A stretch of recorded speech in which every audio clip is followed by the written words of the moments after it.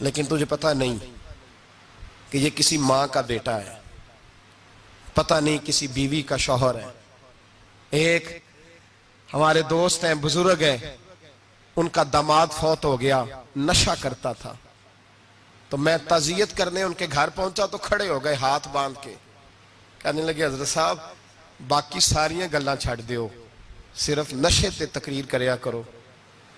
وہ جب جیتا تھا تو تب بھی اس کے بچے یتیم ہی تھے، یتیم ہی تھے۔ میری بیٹی جب میرے گھر آتی تھی اور میں اپنے پوتوں کے اترے کپڑے اسے پہننے کو دیتا تھا تو میرا کلیجہ پھٹتا تھا، اور میری بیٹی اس کی زندگی میں بھی بیوہ کی زندگی گزار رہی تھی، وہ میری بہوؤں کے اترے ہوئے کپڑے پہنتی تھی۔ کوئی دعا کرو، کوئی جلسے کرو، یہ لت ختم ہو جائے۔ اور کہنے لگا اب میرے وہ چلا تو گیا ہے، دادا دادی اس کے پہلے کوئی نہیں، چچا ہے کوئی نہیں، جب تک تو میں زندہ ہوں ان نواسوں کو کوئی روٹی کا لقمہ، کوئی کپڑا مل جائے گا، لیکن سوچتا ہوں میں بوڑھا ہوں، مر گیا تو ان کو کوئی پوچھے گا بھی نہیں، کون ان کی خبر۔ اتنا ظلم اس قوم سے، اتنی زیادتی، اور آرام سے لکھ کر لوگ گزر گئے کہ یہ 70 لاکھ ہے، ان کا درد تو سمجھو، تکلیف تو سمجھو۔ 7 فٹ کا سونا جوان اور نشے کا عادی ہے تو کسی نالی میں پڑا ہوا ہے۔ اور میں نے کہا اس قوم کے ساتھ اس سے بڑا بھیانک مذاق کیا ہوگا۔ کوئی دانشور تھا بڑا ظالم، اس ظالم سے کوئی مشورہ لینے آیا، اس نے آ کے کہا تو بڑا ظالم ہے، بڑے کڑوے مشورے دیتا ہے، میرا ایک دشمن ہے، میں اس سے بدلہ لینا چاہتا ہوں، میرا دل کرتا ہے اس کا بچہ قتل کر دوں تاکہ وہ تڑپے۔ تو ظالم نے کہا اسے قتل نہ کر، وہ تو اس کا باپ 2-4 مہینے رو کے چپ کر جائے گا، پھر میں سخت سزا دینا چاہتا ہوں، مشورہ دے۔ تو اس نے کہا اس کے بچے کو نشے پہ لگا دے، جس کا بچہ نشہ کرے گا وہ باپ روز مرے گا، روز جیے گا، وہ ماں روز مرے جیے گی، نشے پہ لگا دے۔ اس قوم کے ساتھ سب سے بڑا ظلم یہ ہوا کہ ملت کا جوان نشے پہ لگ گیا، ڈرگز پہ لگ گیا، اتنے تباہ حالات ہوئے کہ جوان چڑھتی جوانیاں، اماں نے کتاب دے کے بھیجا تھا، اور کالج سے واپس آئے تو نشے کے ٹیکے ہاتھوں میں پکڑے ہوئے، ٹیکے۔ اور آپ کے اس ملک کے اسلام آباد میں ایک دن میڈیا نے وہ خبر بھی وائرل کی اور وہ چیز بھی دکھائی لوگوں کو، 3 مہینے کا بچہ لے کے نشئی سڑک پہ آ گیا، اس نے کہا میرا نشہ ختم ہو گیا، میرا بچہ خرید لو، 2 پڑیاں دے دو۔ تو وہاں بیبیاں جو سن رہی تھیں وہ بھی چیخیں مار کے رو رہی تھیں۔ یہ ظلم کیا اس قوم کے ساتھ، اور کرپشن کی لعنت نے اجازت دی سپلائی کرنے والوں کو کہ گلی گلی بیچے، گلی گلی۔ انہوں نے کچھ تھوڑا ظلم نہیں کیا ان حکمرانوں نے، اور ہماری اپوزیشن اس کو نہ صرف اتنا پتا ہے کہ یہ جائیں اور ہم آئیں، اس سے زیادہ کوئی غرض نہیں۔ بھائی کرپشن کے خلاف نکلے ہو تم، نشے کے خلاف کس دن نکلو گے؟ جوئے کے خلاف کس دن؟ قوم تو مر رہی ہے نشے سے، اس کے خلاف میدان میں کب آؤ گے؟ صرف اتنا ہے کہ یہ جائیں اور ہماری باری آئے، اس سے زیادہ کچھ نہیں۔ جتنے مجرم وہ ہیں اتنے ہی تم بنتے جا رہے ہو، اس لیے کہ اصل بات پر نہ وہ آتے ہیں اور نہ اصل بات پر یہ آتے۔ بھائیو، میرے نبی پاک صلی اللہ تعالی علیہ وسلم، اور ایک اور تماشا ہے، یہ میرے پہ اللہ کا یہ احسان رہا، اس لیے نہیں کہ میں پرہیزگار آدمی ہوں، نیک ہوں، اس لیے نہیں، ویسے ہی اللہ بعض اوقات اسباب بناتا ہے، سبب بناتا ہے۔ مجھے نہ شراب کے رنگ کا پتہ ہے، نہ اس کی خوشبو کا پتہ ہے، نہ میں نے کبھی زندگی میں دیکھی ہے، یہ کرم ہے میرے حضرت صاحب کا، میں نے نہیں دیکھی، مجھے نہیں پتا کیسی ہوتی ہے، کچھ باتیں میں نے سنی ہیں۔ ایک محفل میں بیٹھا تھا مجلس میں، تو ایک شخص نے کہا کھانسی نہیں جاتی بچے کی، دوسرا اس کو مشورہ دے رہا ہے، کھانسی نہیں جاتی، بڑی دوائی دیسی بھی فلاں بھی بڑی کھائی، مشورہ دیا اس کو کہ تو اس طرح کر، اس کو نا شراب کے 2-4 چمچے پلاؤ، کہتے ہیں جی اس کو نا یہ پلاؤ تو صحیح ہو جائے گی۔ تو میں نے پلٹ کے اس کی طرف دیکھا، میں نے کہا کوئی عقل کر، کیا مشورہ کرنا؟ مولانا میرا تجربہ ہے۔ میں نے کہا تیرا تجربہ افضل ہے یا رسول اللہ کا فرمان زیادہ افضل ہے؟ تیرا تجربہ افضل ہے۔ حضرت ام سلمہ رضی اللہ تعالیٰ عنہ کہتی ہے میں نے عرض کی یا رسول اللہ صلی اللہ علیہ وسلم میری بچی بڑی بیمار ہے، تو مجھے کسی نے کہا ہے یہ تھوڑی سی نشے والی چیز ہے، یہ بنا کے تیار کر کے دو، صحیح ہو جائے گی، بیمار ہے بچی تو یہ نشے والی چیز ہے، اس کو تیار کر کے دو، تھوڑا نشہ ہے۔ اگرچہ بعض میں نے شروع میں کہا بعض لوگ مریض کو سخت مریض کو ایسی ادویات جو مجبوری بن جائے اس کی گنجائش اور اجازت دیتے ہیں. محتاط علماء تو اس میں بھی بہت ساری چیزیں پہلے بیان کرتے ہیں, لیکن اس نے کہا جی نرا نشہ دینا ہے شفا کے لیے. تو حضرت ام سلمہ کہتی ہے میرے نبی پاک نے میری طرف دیکھا, میری طرف, تو میں نے کہا یا رسول اللہ آپ کیا فرمانا چاہ رہے ہیں؟ تو نبی پاک نے فرمایا ام سلمہ کبھی ناپاک چیز میں بھی شفا ہوئی ہے, کبھی ناپاک چیز میں بھی, کبھی شراب اور خمر میں بھی شفا ہو سکتی ہے.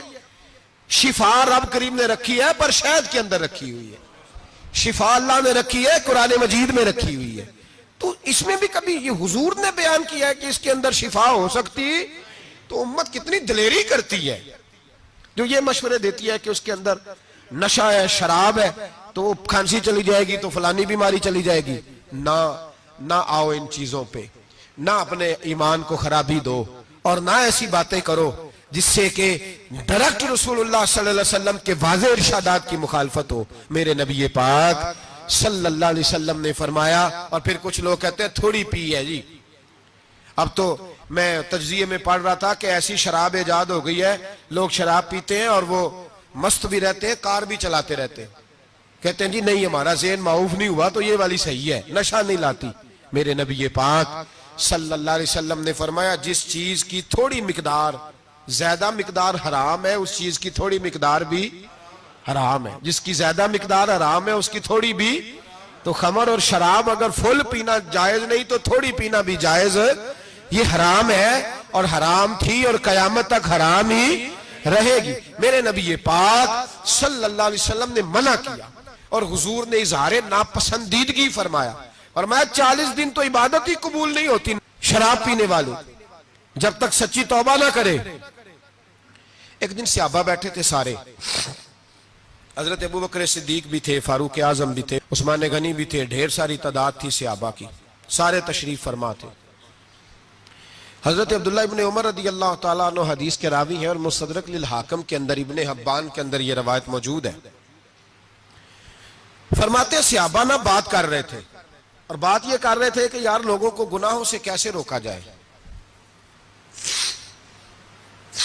لوگوں کو گناہوں سے گفتگو صحابہ یہ کر رہے تھے. عبداللہ ابن عمر کہتے ہیں بیٹھے تھے اور یہ گفتگو کر رہے تھے کہ گناہوں سے پلاننگ جی ہوتی تھی, ان کی جو محفلیں ہوتی تھی نا بیٹھ کے, وہ خوش گپیاں نہیں ہوتی تھی بلکہ وہ تبلیغ کی, جد و جہد کی, لوگوں کو برائی سے منع کرنے کے لیے بیٹھتے تھے, اس پر منصوبہ بندی کرتے تھے, پلان کرتے تھے, آگے ترتیب دیتے تھے. گفتگو ہو رہی تھی تو اب آپس میں بات ہونے لگی کہ کون سا گناہ زیادہ برا ہے جس پر سب سے پہلے کام کیا جائے. تو دور ایک صحابی بیٹھے تھے, ان کا نام تھا عبداللہ ابن عمر. ایک عبداللہ بن عمر ہے اور ایک عبداللہ ابن عمر ہے. حضرت عبداللہ ابن عمر دور بیٹھے تھے, بڑے سمجھدار سیانے باریک بین آدمی تھے. تو حضرت عمر فاروق اپنے بیٹے سے کہنے لگے جا عبداللہ ابن عمر سے پوچھ کے آ کہ سب سے سخت گناہ کون سا ہے. توجہ ہے میرے بھائیوں, ادھر دیکھیے گا میری جانب, پوچھ کے آ کہ سخت گناہ کون سا ہے. عبداللہ بن عمر رضی اللہ تعالیٰ عنہ کی خدمت میں جب عبداللہ ابن عمر گئے تو جا کے کہنے لگے کہ صحابہ پوچھتے ہیں کہ آپ نے زیادہ وقت گزارا ہے نبی رحمت صلی اللہ علیہ وسلم کے پاس, تو بتلائیے برا گناہ کون سا ہے, سب سے سخت گناہ, تاکہ سب سے پہلے اس پر پابندی لگائی جائے, اس پر محنت کی جائے.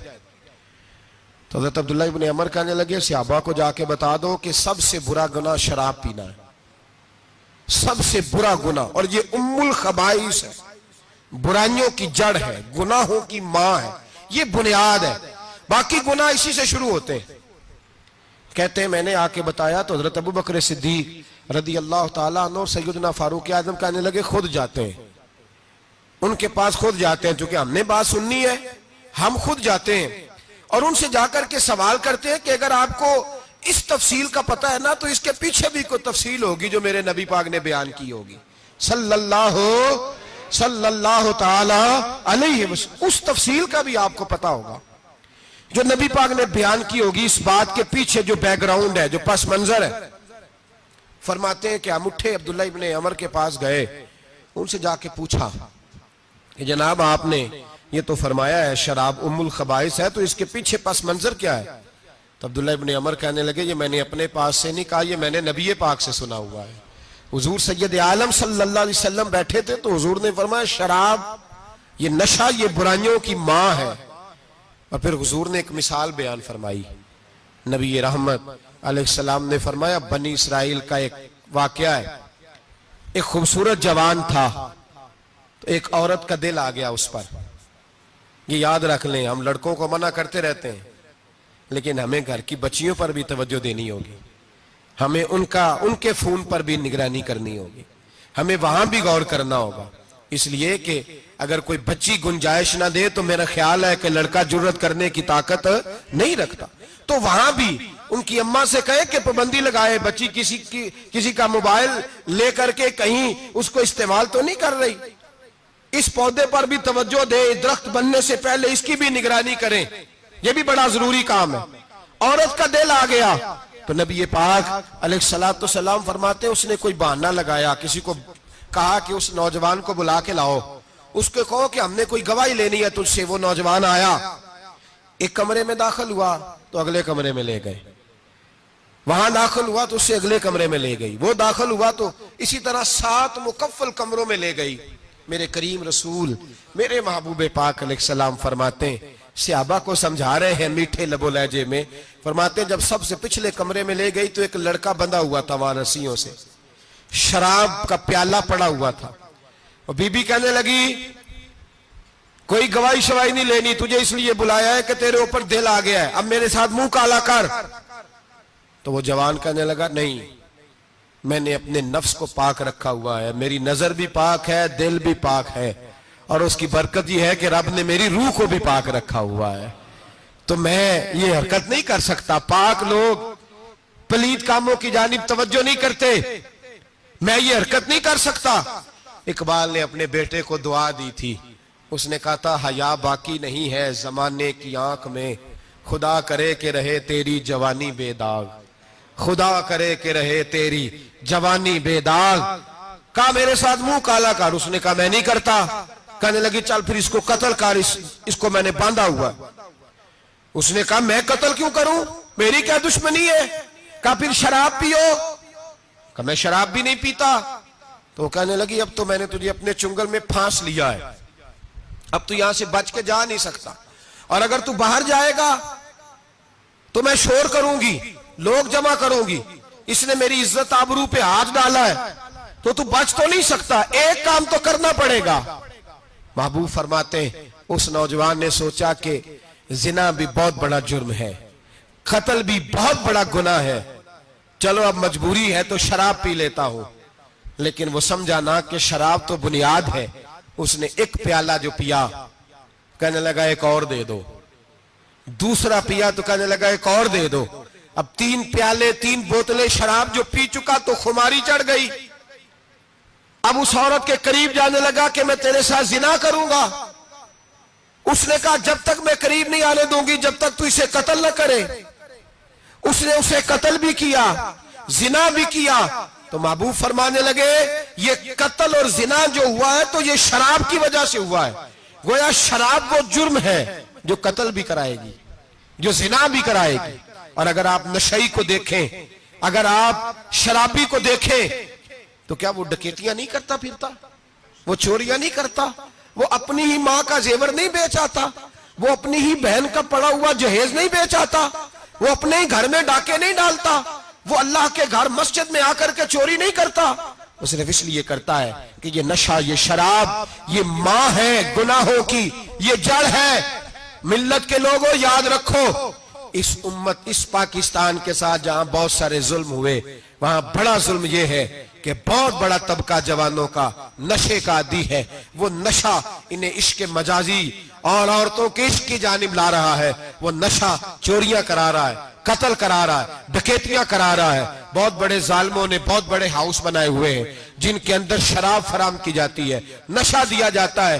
میں نے تو ایسے ایسے لفظ سنے کہ الیکشن کے دنوں میں ووٹ لینے کی خاطر سیاستدان انہیں نشہ فراہم کرتے ہیں, انہیں باندھ کے رکھتے ہیں, روز تمہیں پڑیا ملے گی, ووٹ ہمیں ڈالنا. اتنا ظلم, اتنی زیادتی, اتنا جبر, ایک انسان کے ساتھ کھیلنا. لوٹ آؤ, پکڑو ان کا دامن, اپنے گھروں کو بچاؤ.